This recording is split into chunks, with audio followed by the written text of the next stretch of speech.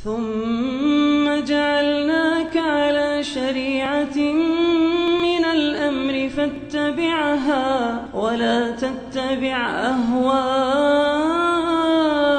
الذين لا يعلمون.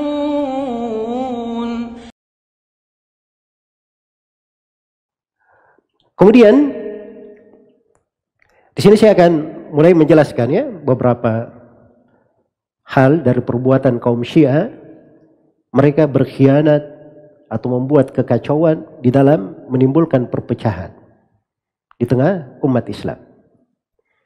Iya, di tengah umat Islam. Kita mulai yang pertama dari sejarah terbunuhnya Utsman ibnu Affan radhiyallahu taala anhu. Iya, ini banyak orang yang tidak bercerita tentang sejarah ini. Banyak yang tidak bercerita. Dipikirnya bahwa yang membunuh Utsman ibn Affan itu adalah orang-orang Khawarij. Ya, tidak ada hubungannya dengan Syiah. Nah, ini mereka tidak mengerti. Ya, mereka tidak mengerti bagaimana kaum Syiah ini. Jadi harus dipahami bahwa terbunuhnya Utsman ibn Affan radhiyallahu taala anhu itu ada prosesnya, tidak begitu langsung datang tiba-tiba. Ada orang mengepung rumah Utsman ibn Affan 40 hari 40 malam. Nah seperti itu kejadiannya. Nah disitulah pencetus Syiah. Ya, dan tokoh mereka yang merintis kelompok Syiah itu Abdullah bin Saba. Yang dikenal di buku-buku Syiah dengan nama Ibnu Sauda. Iya.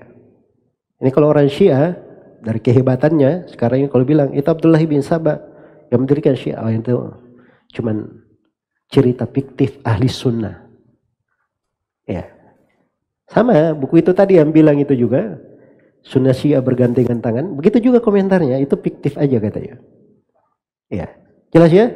Ini orang nggak baca buku-buku Syiah. Loh, orang Syiah sendiri di buku-bukunya mengakui. Ada di buku Syiah pengakuan terhadap siapa?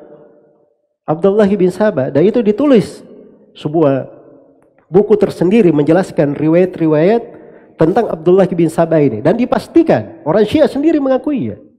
Dia bukan sosok fiktif. Perbuatannya ada. Tercatat di dalam sejarah. Bahkan Ali bin Abi Thalib sendiri hampir membakar mereka.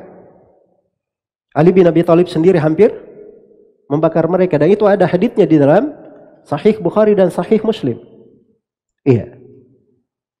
Abdullah bin Saba ini setelah dia dikejar, setelah dia melihat di masa pemerintahan Utsman ibn Affan ada hal-hal yang bisa mereka masuki, maka dia bergerilya.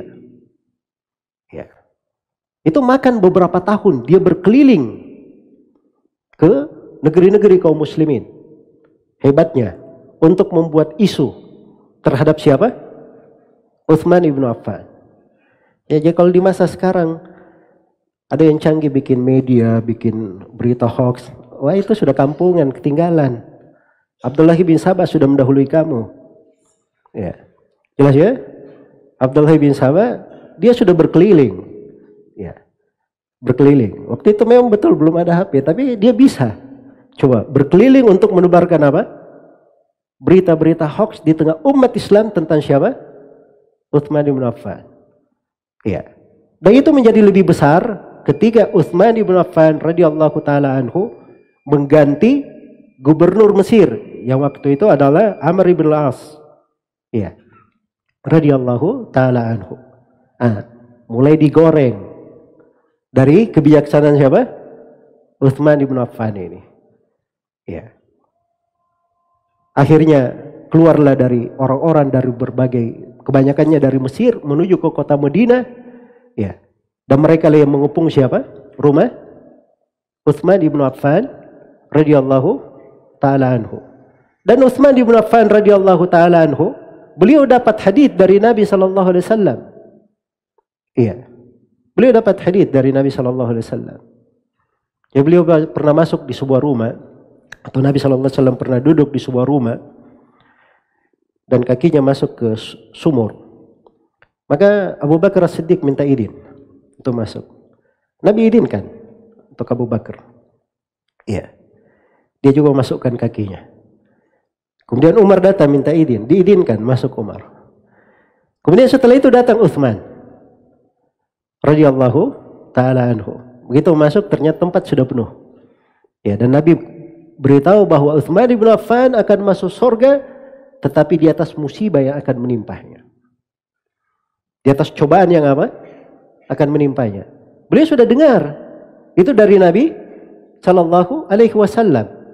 Makanya ketika dikepung rumahnya, ya, Utsman bin Affan didatangi oleh para sahabat. Ya. Siap dengan pedang-pedangnya.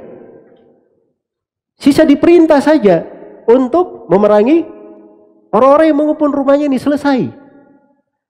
Utsman bin Affan punya hak tentang hal tersebut. Dan ada hukumnya di dalam syariat Islam, namanya qitalu ahlil bagi, paling sedikit di situ. Dan masuk ke dalamnya memerangi kaum Khawarij. Itu ada perintahnya dari Nabi sallallahu alaihi wasallam, ada ketentuan hukumnya. Tapi Utsman bin Affan tidak menggunakan haknya. Bahkan Ali bin Abi Thalib, Al-Hasan, Al-Husain datang kepada Utsman bin Affan ke rumahnya. Minta agar supaya mereka membereskan orang-orang yang mengepung rumahnya. Tapi Utsman tetap memilih bersabar hingga beliau terbunuh radhiyallahu taala anhu di rumahnya di dalam kisah itu. Jelas ya? Baik, dalangnya siapa? Abdullah bin Sabah. Itu kerennya Syiah itu. Ya. Jelas ya? Bagaimana dia bisa membuat kejadian-kejadian besar seperti itu, dia di belakangnya. Ya. Itu dia berada dari Syam, dia sisir masuk ke Mesir, dia pindah masuk ke kota Mekah, masuk ke kota Madinah, dia kirim surat dari negeri ini ke negeri ini, dari negeri ini ke negeri ini, sehingga seakan-akan masalah memang apa? Sangat genting. Ya, orang dibakar ya, seperti itu keadaannya. Jelas ya? Seperti keadaannya. Ini contoh yang pertama di dalam sejarah. Baik.